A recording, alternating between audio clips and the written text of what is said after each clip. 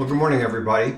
We're in Luke chapter 18 today, and the first part of Luke 18 is three separate sections all about important aspects of prayer that Jesus is trying to teach us. And in the very first part, it's a parable, and Jesus is very clear in this parable what he's trying to teach us. So he tells us in the very first verse. Listen to 18:1. It says, Jesus told his disciples a story to show that they should always pray and never give up. So let's look at this context here. First, we find out that there was a judge, and it says that the judge feared neither God nor people. He cared nothing about God, and he cared nothing about people. It doesn't sound like somebody you or I would want to depend on for justice or for anything else for that matter. And then there's a powerless widow that is also part of the story. And it turns out that the town villain is tormenting her in some way. And so she comes to the judge and begs him, give me justice, judge, give me justice. And she comes day and night. And the judge simply just ignores her. That is until we read in verse 5. It says, but this woman is driving me crazy. I'm going to see that she gets justice because she is wearing me out with her constant requests. She drove him crazy. She's wearing him out. And finally, he grants her request. Is this the way Jesus wants us to think about God in prayer? Well, of course not. Of course not. Let's pick up in verse 6. He says, learn a lesson from this unjust judge. Even he rendered a just decision in the end. So don't you think God will surely give justice to his chosen people who cry out to him day and night? Will he keep putting them off? I tell you, he will grant justice to them quickly.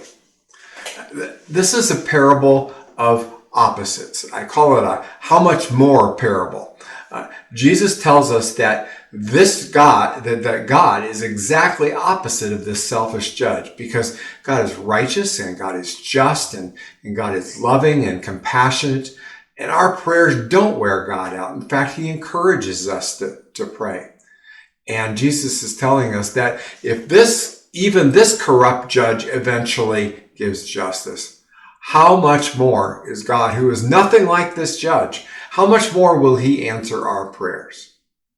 Now, that seems to be the very clear message of this first parable. But there's one verse at the end that kind of adds a question to it. And it almost seems like it doesn't fit at the end of this parable. Let me read it for you. It's the very end of verse 8. He says, but when the Son of Man returns, how many will he find on earth who have faith? Now, in order to understand what he's talking about here, we have to look back at the end of chapter 17, because we see that Jesus was talking about what it means to be ready for his second coming, the coming of the kingdom, as he calls it.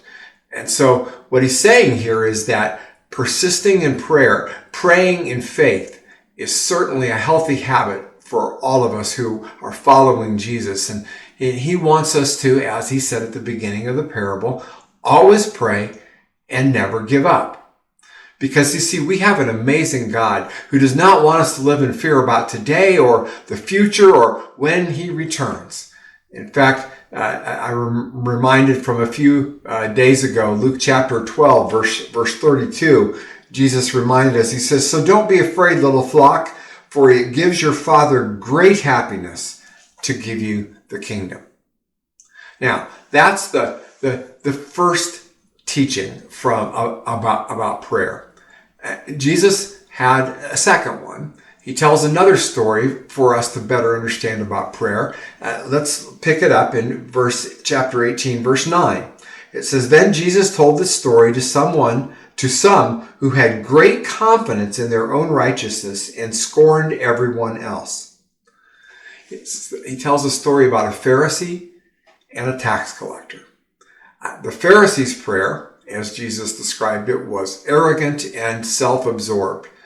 The tax collector's prayer was humble and acknowledged his need for God's mercy in every way. The Pharisee was confident that his good deeds were going to set him right with God and earn him answers to prayer. And the tax collector just simply knew. He said, I need you, God. Jesus' point? Well, it's pretty obvious. He wants us to pray, all of us knowing that we are very needy, in need of God. And then finally, there's a third section on prayer that's very quick, a couple verses. Jesus compares us to children. He says, I want you to be like children, trusting and accepting and easily receive my love. So what's the point? Well, he says, number one, always pray and never give up. Jesus is always available. And the second point is pray knowing that each of us needs Jesus' mercy. And then the third one, pray as children, trusting completely. What an amazing invitation this is for us to pray.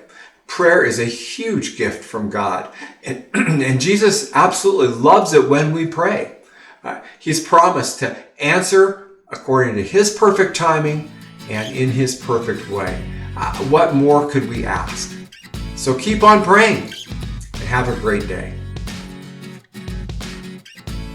If these devotional videos are helpful to you, subscribe to our channel and click the notification button so you know when we post a new video. And of course, please share them with others.